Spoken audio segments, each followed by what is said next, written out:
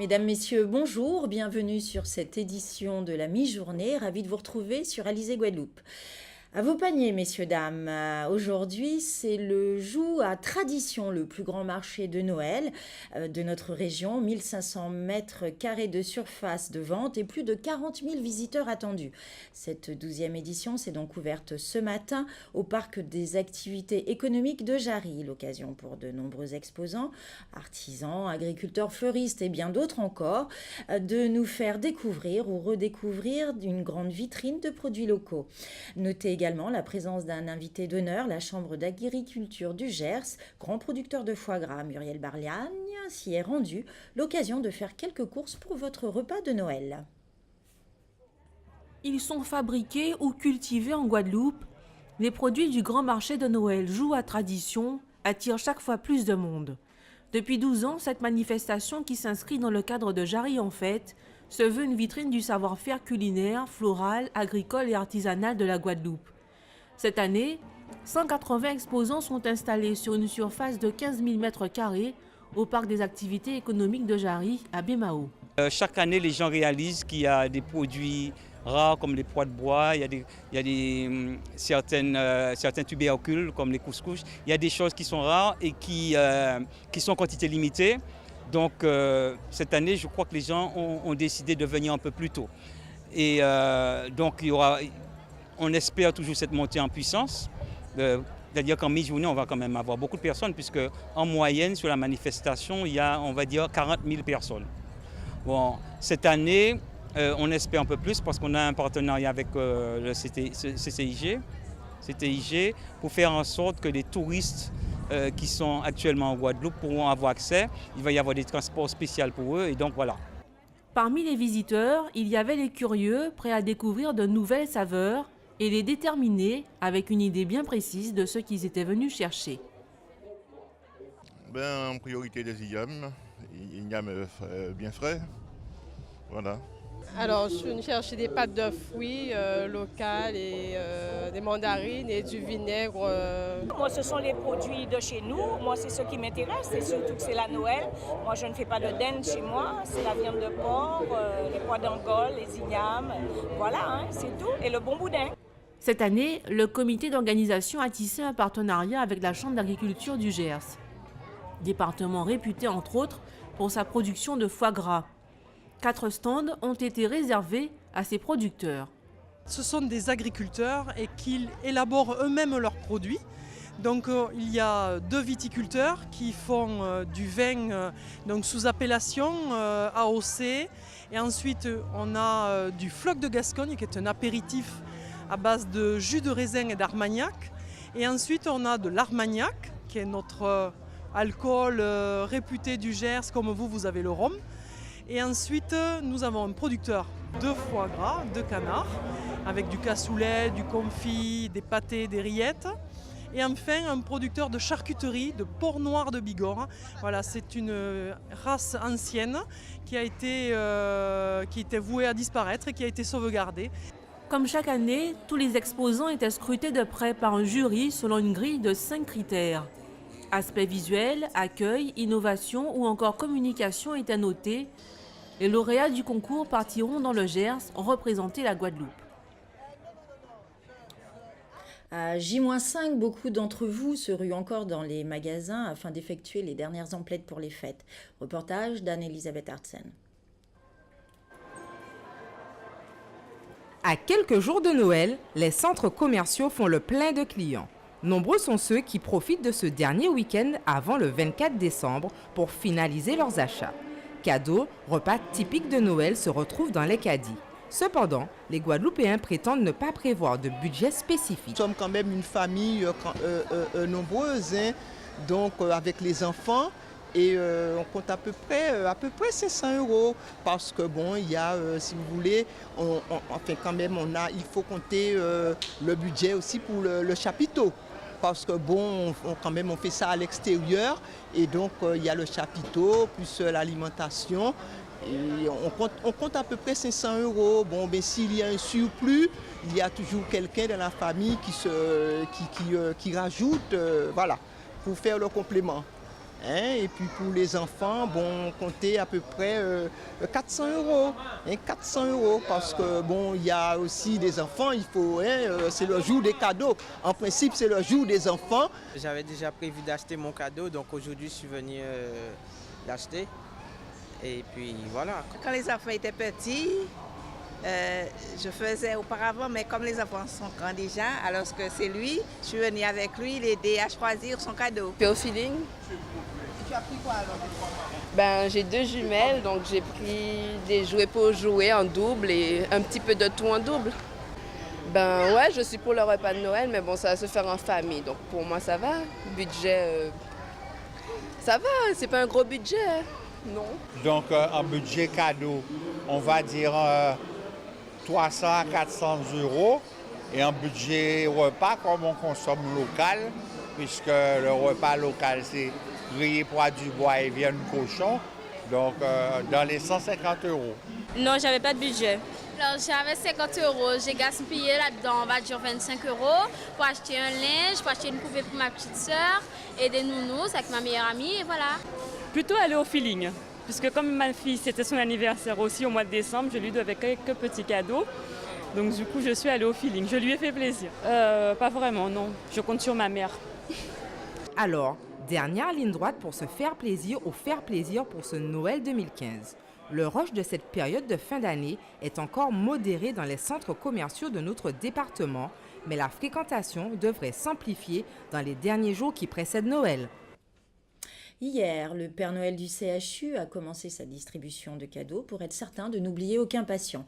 De chambre en chambre, de service en service, accompagné de mascottes, chanteurs, personnel hospitalier et d'étudiants, ce circuit itinérant a rempli de bonheur tous ces petits cœurs malades.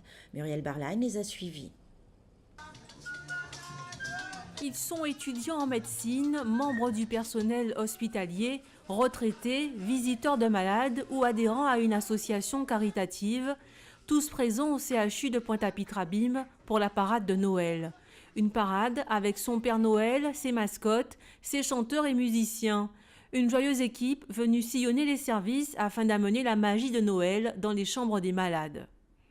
Je trouve que c'est très gentil de leur part de nous donner des cadeaux car c'est pas très facile pour nous, ceux qui sont hospitalisés, surtout qu'on peut pas passer Noël, un très bon Noël bien avec quand on est malade. Donc voilà, je trouve que c'est un beau cadeau de Noël pour moi. Cette année, plus de 300 cadeaux ont été collectés. C'est bien plus que les années précédentes. Depuis 2006, ce Noël itinérant a pris son essor. De plus en plus de partenaires s'y associent. En 2006, c'est vrai que les cadeaux étaient distribués aux enfants dans les services de pédiatrie. Et à partir de 2007, les associations nous ont rejoints, donc l'association des visiteurs, l'association des retraités du CHU, les jeunes étudiants de médecine, l'association des jeunes de médecine nous ont rejoints et depuis nous pouvons visiter et les enfants et les adultes. Donc c'est vrai que ce Noël itinérant permet et aux patients et aux soignants de partager un moment très fort. Le Key Club du lycée Faustin Fleurette de Morne-à-l'Eau participe à cette parade depuis maintenant 3 ans. Ses membres se sont démenés pour récolter des cadeaux pour les enfants pendant un mois. Nous avons communiqué aussi bien au niveau du lycée en passant des annonces au micro, mais aussi en postant des affiches partout dans le lycée, mais aussi au niveau départemental puisque nous avons fait le tour des médias, notamment des radios surtout, pour essayer de sensibiliser le maximum de monde, aussi bien au niveau des lycéens que des adultes. Le Noël nomade du CHU de Pointe-à-Pitre-Abîme est devenu une véritable tradition. Un moment de partage apprécié des petits comme des grands.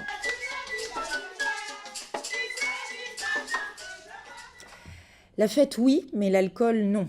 Quand on prend son véhicule, un appel à la prudence en cette période, disons, accidentogène, où notamment l'excès d'alcool et l'utilisation du portable au volant sont à l'origine de bon nombre de drames sur nos routes. Le préfet de Guadeloupe rappelle le principe de la tolérance zéro en cette période de fin d'année. Les précisions de Muriel Barline. En cette période de fête, il faudra se montrer particulièrement vigilant sur les routes. Après quelques verres, certains ont vite fait d'oublier les règles de bonne conduite. D'autres s'autorisent à téléphoner au volant quand cette pratique est interdite, même avec une oreillette. Et puis il y a le classique non-respect des limitations de vitesse. Autant d'infractions qui seront contrôlées de très près dans les prochains jours, avec comme mot d'ordre tolérance zéro. Cette présence renforcée des forces de l'ordre sur nos routes est bien accueillie par les automobilistes. C'est une bonne chose puisque moi je ne vis pas ici, je suis en métropole. Mais je vois qu'il y a une grosse différence entre la conduite de là-bas et ici. C'est pas respecté en fait. C'est pas respecté et puis les gens ne sont pas trop conscients du danger que ça représente pour les autres automobilistes qui sont sur les routes. C'est bien, ça pourrait aider beaucoup de gens. Ouais, ça pourrait aider aussi les jeunes, les gens que les voitures, les gens qui n'ont pas de voiture aussi qui sont piétons, les motos, cyclistes, etc. Ça peut sauver beaucoup de vies, voilà. Je trouve que c'est normal qu'on le fasse, parce que c'est pour la sécurité des personnes et puis pour que les gens soient tout à fait sensibles au fait que la route, c'est pour tous. Depuis juillet, 2 mesures importantes sont appliquées, à savoir la réduction du taux d'alcool à 0,2 g par litre pour les conducteurs débutants, ce qui signifie qu'il ne faut boire aucun verre d'alcool avant de prendre le volant, l'interdiction de porter à l'oreille tout dispositif susceptible d'émettre un son pour tous les usagers de la route, infraction passible d'une amende de 135 € et d'un retrait de 3 points sur le permis. Pour finir l'année en beauté tout en restant prudent au volant, certains rappellent quelques règles élémentaires. Mais qu'ils fassent attention, qu'ils ne boivent pas beaucoup. S'ils boivent, qu'ils restent où ils sont. Il faut aussi qu'on pense au lendemain des fêtes. Donc c'est normal que celui qui conduit ne boit pas. Donc pendant les fêtes, je ne conduirai pas. Oui, ne pas sortir cette année, rester en famille, ne pas aller comme chaque année, passer partout, rester plutôt en famille et sur place ou aller chez la voisine juste à côté sans prendre la voiture. Dans un communiqué daté du 18 décembre, le préfet de la région Guadeloupe en appelle à la prudence et au civisme sur les routes. 4 personnes ont déjà trouvé la mort dans des accidents depuis début décembre. Toute la population est invitée à se mobiliser pour éviter que le bilan ne s'alourdisse. Restons vigilants. L'association Les Amis de l'Inde organisait hier une manifestation en l'honneur du premier bateau transportant des travailleurs engagés venus de l'Inde. Pour commémorer cet événement, la présentation d'un sketch reconstituant leur arrivée sur l'habitation Duval a été mis en scène. Reportage de Karine Gelman.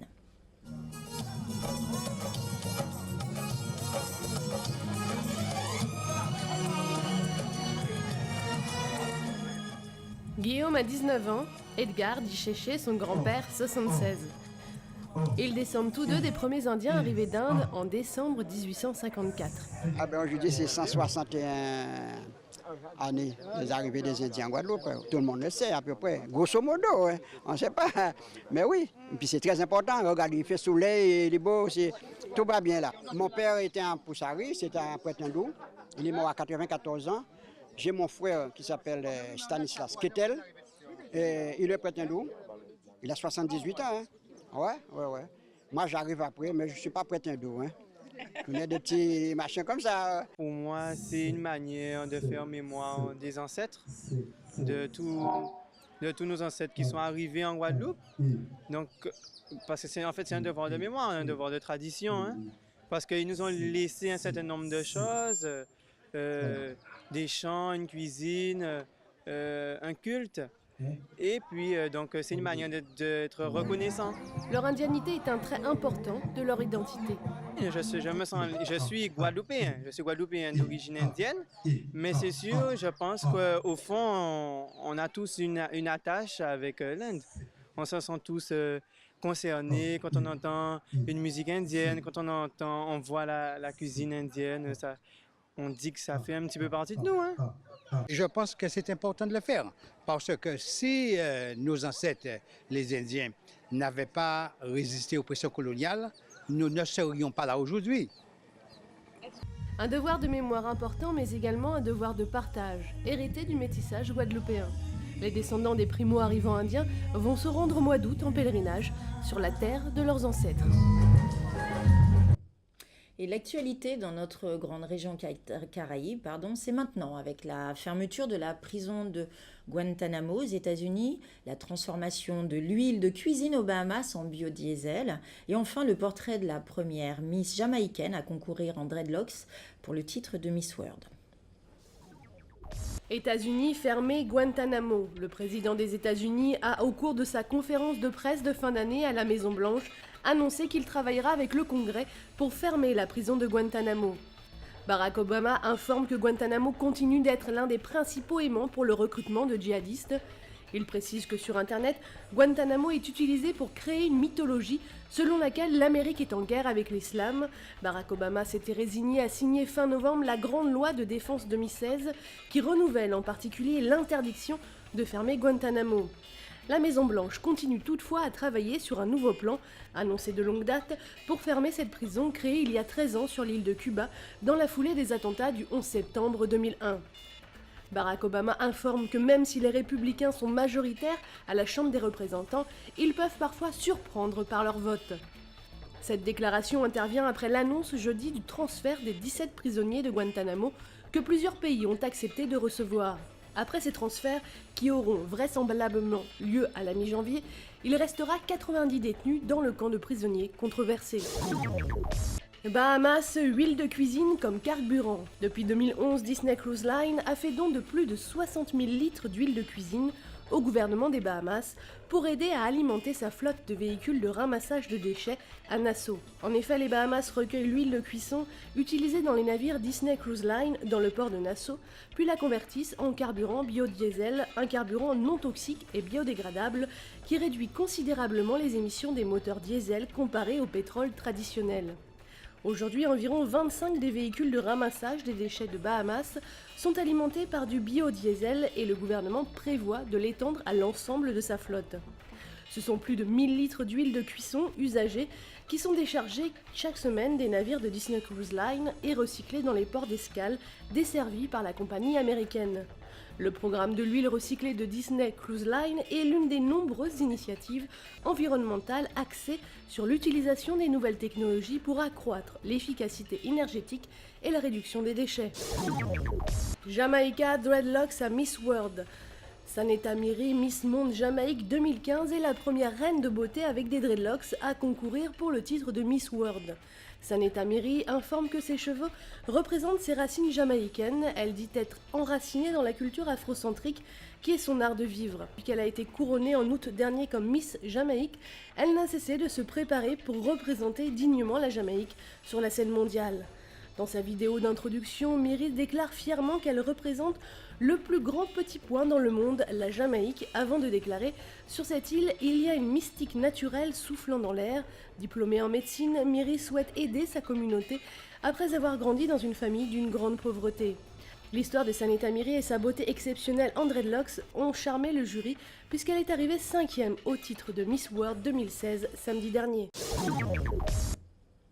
Revenons à présent sur Noël, toujours dans la tradition de Noël, l'incontournable et l'entraînant Chanter Noël. Sur le marché de la Rotonde, hier soir à Saint-François, le groupe Yomen s'est produit pour le plus grand plaisir des petits et des grands. Reportage Karine Gelman.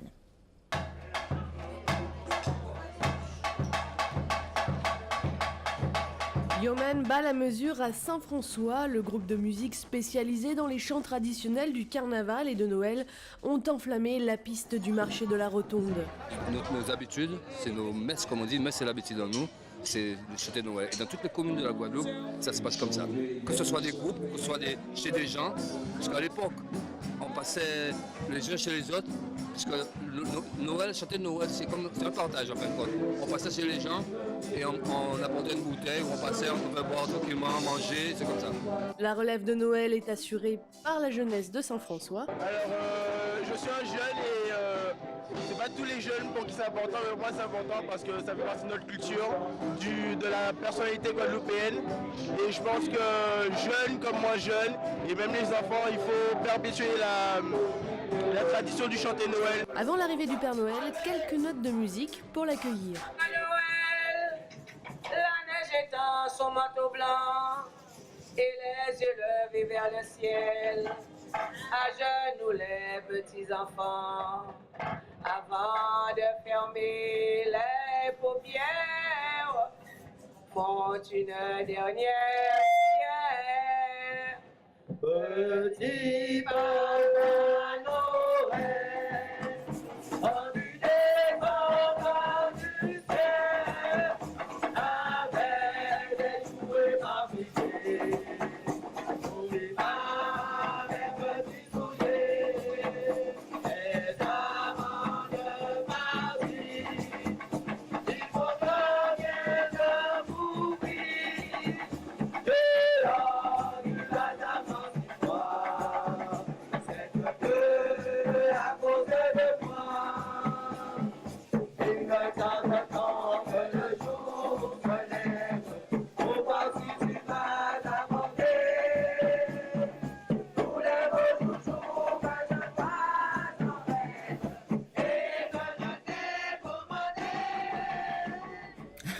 Des chants bien entraînants. Notez également que ce soir, la prestation d'un autre groupe est à prévoir, place Félix Eboué.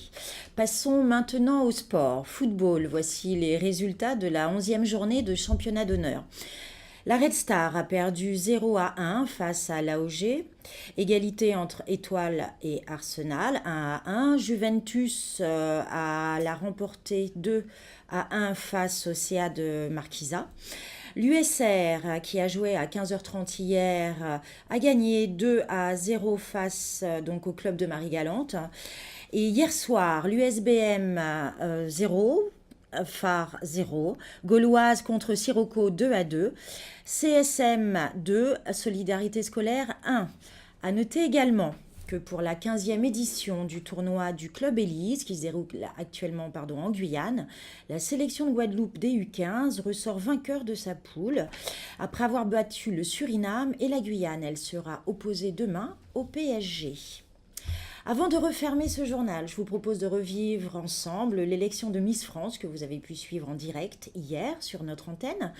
Miss Martinique, je vous le rappelle, Morgane Edwige a été élue première dauphine. La première dauphine de Miss France. Johanna Delphin, la Guadeloupéenne, quant à elle, n'a pas atteint la finale. Miss France, cette année, est l'élue du Nord-Pas-de-Calais. Tout de suite, des images de la fin de cette élection. Miss Réunion. 4e dauphine Miss Réunion.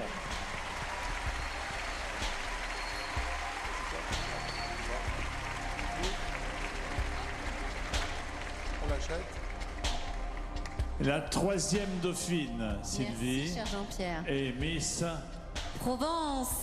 Miss Provence.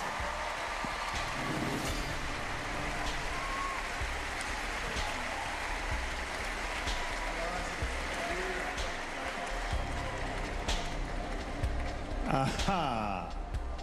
Nous allons connaître maintenant le nom de la 2e dauphine. La 2e dauphine est Miss Tahiti. Miss Tahiti.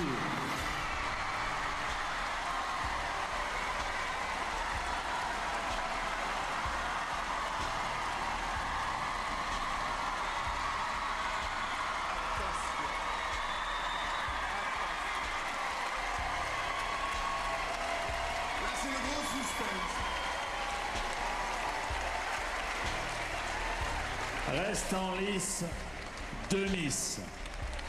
Nord-Pas-de-Calais et Martinique. Je viens d'ouvrir, s'il vous plaît, la dernière enveloppe. Monsieur le Président, je vous laisse l'honneur de dévoiler le nom de celle qui sera Miss France 2016.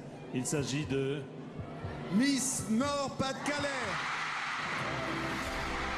Et la première dauphine est Miss Martinique.